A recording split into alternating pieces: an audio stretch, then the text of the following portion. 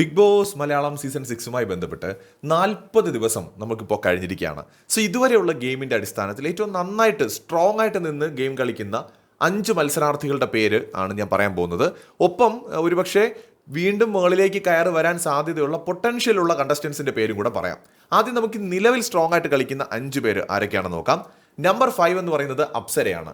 Side ആക്കിയിട്ടുണ്ടെങ്കിലും Apsara ഒരു strong player തന്നെയാണ്. ഇപ്പോഴും ഇൻഡിവിജ്വലായിട്ട് ഗെയിം കളിക്കാനുള്ള ക്യാപ്പബിലിറ്റി ഉണ്ട്. അപ്സര അവിടെ പലരെക്കാളും നന്നായിട്ട് ഡോമിനേറ്റ് ചെയ്ത് ഗെയിം കളിക്കാനും കഴിവുള്ള മത്സരാർത്ഥിയാണ്. സോ ഇപ്പോഴും ഞാൻ കരുതുന്നത് ഏറ്റവും സ്ട്രോങ് ആയിട്ട് കളിക്കുന്ന 5 പേരെടുത്താൽ അതിൽ ഒരാൾ അപ്സരയാണ്. സോ 5th പൊസിഷനിൽ എനിക്ക് അപ്സരയാണ് തോന്നുന്നത്. 4ാം സ്ഥാനത്ത് എനിക്ക് തോന്നുന്ന പേരെന്ന് പറയുന്നത് ഗബ്രിയാണ്. പക്ക നെഗറ്റീവാണ് ഗബ്രി. വെറും 2% പ്രേക്ഷകരുടെ പിന്തുണയാണ് ഗബ്രിക്കുള്ളത്. അതിനർത്ഥം ഓഡിയൻസുമായിട്ട് കണക്ട് ചെയ്യുന്നതിൽ ഗബ്രി വളരെയധികം ഫെയിൽ ആയിപ്പോയി എന്ന് തന്നെ പറയേണ്ടി വരും. പക്ഷേ ബിഗ് ബോസിനകത്ത് നമ്മൾ നോക്കിക്കഴിഞ്ഞാൽ വെരി പവർഫുൾ കണ്ടസ്റ്റന്റ് ആണ്. എതിരാളികളെ ഭയപ്പെടാതെ കൂസാതെ കട്ടയ്ക്ക് ഗെയിം കളിക്കാൻ കഴിയുന്ന മത്സര ബുദ്ധിയുള്ള ഒരു മത്സരാർത്ഥി തന്നെയാണ്. ടാസ്കുകളിൽ ഏറ്റവും അവസാനത്തെ ആ ഒരു ടാസ്കിനെ എടുക്കാം, സ്ട്രോങ് ആയിട്ട് വലിയ രീതിയിൽ ചലഞ്ച് ഉണ്ടാക്കാൻ പറ്റുന്ന തരത്തിലുള്ള ഒരു മത്സരാർത്ഥിയാണ്. സോ ഞാൻ വിചാരിക്കുന്നത് ഈ സീസണിലെ one of the strongest contestant ആണ് ഈ പറയുന്ന ഗബ്രി. സോ എൻ്റെ ഒരു ടോപ്പ് 5 ലിസ്റ്റ് എടുക്കുമ്പോൾ, ടോപ്പ് 5 എന്ന് വെച്ചാൽ ഞാൻ ഫൈനൽ 5 അല്ല പറയുന്നത്, നിലവിൽ നന്നായിട്ട് കളിക്കുന്ന മത്സരാർത്ഥികളുടെ ഒരു പട്ടിക എടുക്കുമ്പോൾ അതിൽ ഉറപ്പായും ഗബ്രി ഉണ്ട്. ഞാനൊരു 4th പൊസിഷനിലാണ് ഗബ്രിയെ കാണുന്നത്. 3rd എന്ന് പറയുന്നത് ജിൻഡോയാണ്. ജിൻഡോ എന്ന് പറയുന്ന മത്സരാർത്ഥിയുടെ ഒരു ഗ്രാഫ് എന്ന് പറയുന്നത് വേറെ ലെവലാണ്. എന്ന് വെച്ചാൽ വട്ട 0-ൽ നിന്നാണ് ജിൻഡോ ഇന്നത്തെ ഈ ഒരു ലെവലിലേക്ക് എത്തിയിരിക്കുന്നത്.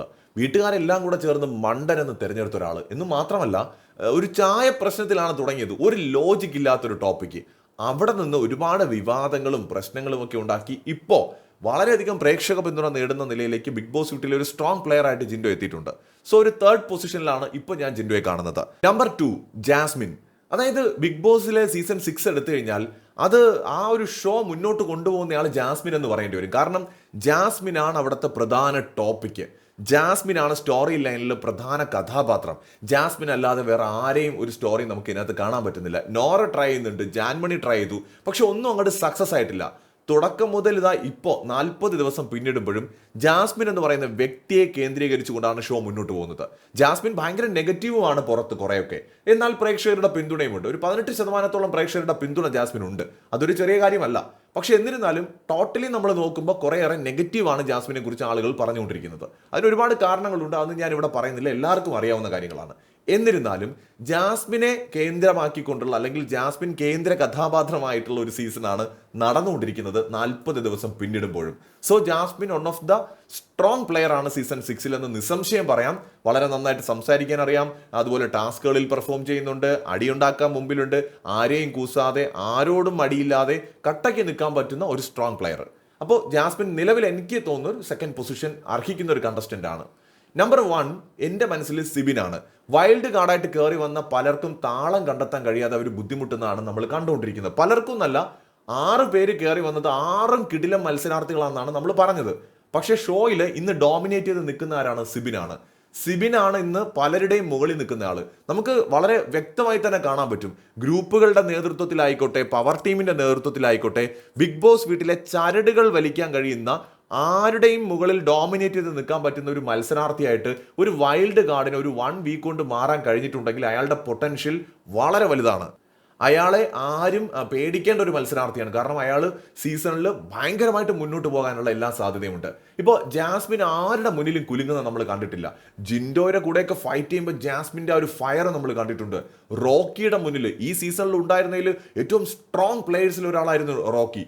ആരെയും ഭയമില്ലാതെ എന്തിനും തയ്യാറായിട്ട് നിൽക്കുന്ന ഒരു മത്സരാർത്ഥി. നമുക്കറിയാം, ഒരാളെ ഇടിച്ചിട്ടാണ് റോക്കി പുറത്തിറങ്ങിപ്പോയത്. അപ്പോൾ അത്രയും ചങ്കൂറ്റവും തൻ്റെ ഇടമുള്ള ഒരു മത്സരാർത്ഥിയാണേ, ഒരു പേടിയുമില്ല.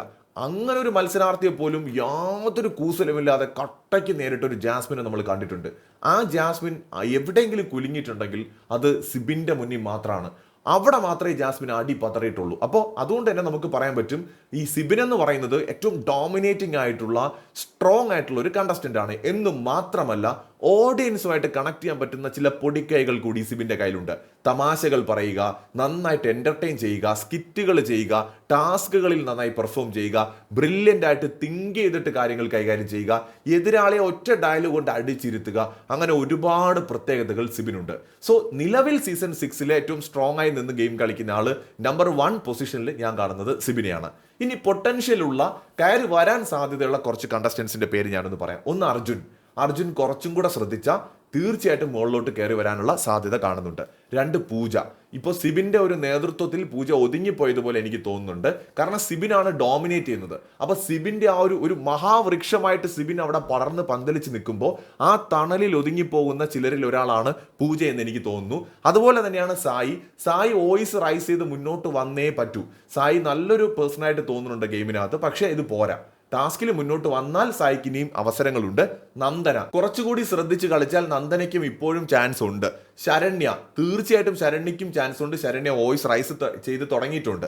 ഋഷി നല്ല പൊട്ടൻഷ്യൽ ഉള്ള കണ്ടസ്റ്റന്റ് ആണ്, കയറി വരാൻ പറ്റും. ഋഷി ഇപ്പോൾ അത്യാവശ്യം ആക്റ്റീവ് ആയിട്ടുണ്ട്. ഈ വൈൽഡ് കാർഡ് വന്നതോടുകൂടി കുറച്ച് ആക്റ്റീവായ ഒരാൾ ഋഷിയാണ്. അതൊരു പക്ഷേ സിബിൻ തന്നെയാണ് അതിനൊരു കാരണം. ഋഷി കുറച്ചും കൂടെ ശക്തമായിട്ട് നിന്നാൽ തീർച്ചയായിട്ടും ഋഷിക്ക് ഒരുപാട് മുന്നോട്ട് പോകാൻ പറ്റും. അതുപോലെ റസ്മിനും നോറയുടെ ആ വെറുപ്പിക്കൽ ഗെയിം അവസാനിപ്പിച്ച് പോയിന്റിൽ മാത്രം കോൺസെൻട്രേറ്റ് ചെയ്ത് ആവശ്യത്തിന് മാത്രം വഴക്കിടുക, ആവശ്യത്തിന് മാത്രം സംസാരിക്കുക, ആവശ്യത്തിന് മാത്രം കരയുക. അങ്ങനെ ഈ ചെയ്തുകൊണ്ടിരിക്കുന്ന കാര്യങ്ങൾ ഓവറായിട്ടുള്ള കാര്യങ്ങളൊന്ന് കട്ട് ചെയ്ത് ഒന്ന് ലിമിറ്റിനാക്കി കഴിഞ്ഞാൽ നോറ പൊളിയാണ്. എങ്കിൽ നോറയ്ക്കും വളരെ നന്നായിട്ട് കയറി വരാനുള്ള സാധ്യതയുണ്ട്. റസ്മിൻ ഒന്ന് ഒതുങ്ങിപ്പോയിട്ടുണ്ട്, പക്ഷേ നല്ലൊരു ഫയർ ഉള്ള ഒരു കണ്ടസ്റ്റന്റ് ആണ്, കയറി വരാനുള്ള എല്ലാ സാധ്യതകളും കാണുന്നുണ്ട്. നിലവിൽ ഇവരെയാണ് പ്രധാനമായിട്ടും എനിക്ക് തോന്നിയത്. അതേസമയത്ത് എൻ്റെ ടോപ്പ് 5 എന്ന് പറയുന്നത് നേരത്തെ പറഞ്ഞത് തന്നെയാണ്. 1-ാം സ്ഥാനത്ത് സിബിൻ, 2-ാമതായിട്ട് കാണുന്നത് ജാസ്മിൻ ആണ്, 3-ാമത് ജിൻഡോ, 4-ാമത് ഗബ്രി, 5-ാമത് അപ്സര. ഇതാണ് എൻ്റെ മനസ്സിലുള്ള ഒരു ടോപ്പ് 5 പ്ലേയേഴ്സ് എന്ന് പറയുന്നത്. അത് ഇപ്പോഴത്തെ കണ്ടീഷനിലാണ്. ചിലപ്പോൾ നാളെ മാറാം, ഇന്ന് വൈകുന്നേരം മാറാം, മറ്റന്നാൾ മാറാം. ഞാനിപ്പോൾ ഈ വീഡിയോ ചെയ്തുകൊണ്ടിരിക്കുന്ന ഈ സമയം വരെ ഇവരാണ്.